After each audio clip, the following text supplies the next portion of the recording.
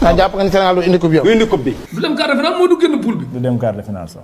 ndam duñ ko bëri bu fekkee coupe rek la ñuy wax coupe duñ ko bëri dañ. ñoom xalaatuñ ko. dama séeré loolu.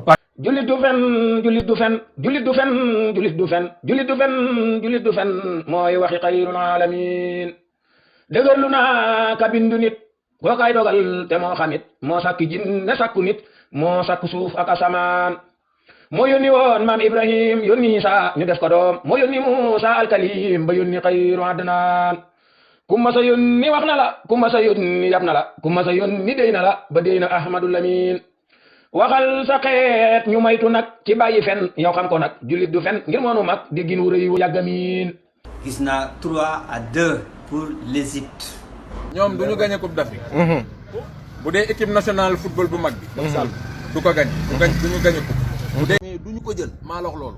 la ma defoon ba coupe bi fi mos a ñëw du football ak coupe d'Afrique wala coupe du monde wala basket loolu man xam naa ko man ba ilaa yawmal qiyaamati benn sëñ bëgguma dina xamut.